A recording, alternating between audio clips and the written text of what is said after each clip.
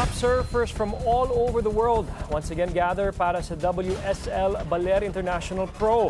The highlights sa agenda report ni Shiela Salaysay.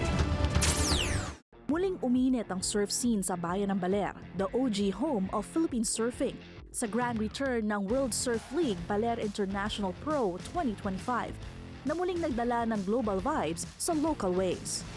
Sa loob ng isang linggo, umarangkada ang malupit na alon ng Sabang Beach kung saan ang mahabang coastline, retro meets isla vibe at iconic Sierra Madre backdrop ay nagmukhang perfect surf playground. Ang top riders mula Asia at iba pang bansa sumabay sa wild waves ng Baler. Time to meet the king and queen of longboard. Sa women's longboard division, nakamit ni Natsumi Taoka ng Japan ang back-to-back title. Siya rin ang nag-post ng highest single wave score at highest heat total ng finals.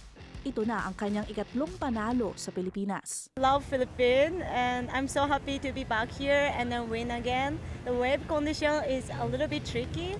I'm working so hard and not to get nervous. I just gonna enjoy every heat and yeah, I got the score so I'm so happy. Muling pinatunayan ni J.R. Esquivel ang kanyang dominasyon sa longboard. Nakamit ang ika-6 na panalo at kasalukuyang world rank number 8. Ilang titulo mo na to? Actually, pang 6 times ko ng champion sa Asia. 6 sa Asia. Ano yung sikreto mo? Why do you keep on winning? Yun, tuloy-tuloy lang sa pag-improve, tapos training lang ng training. Para sa akin, yung hard work, saka yung time talaga na binibigay ko para mag-training. Tapos talagang pinag-aaralan ko kung ano yung kailangang gawin sa contest. Especially yung sa mga points and sa pagpili ng magandang alon. Simple pero solid ang vision ng World Surf League. Ipakita sa buong mundo kung gaano kaganda ang Pilipinas. The vision for WSL through our event management company SDMI is to showcase the beauty of not just the waves but also of the locations where we are coming to.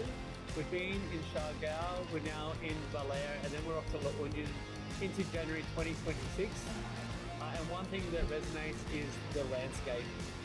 Coming out towards the provinces of the Philippines, when you leave the cities behind, you find palm trees, blue skies, and a picturesque coastline that we can showcase to the rest of the world to include sports tourism, get surfers out here surfing, enjoying the culture, the water, and the people of course.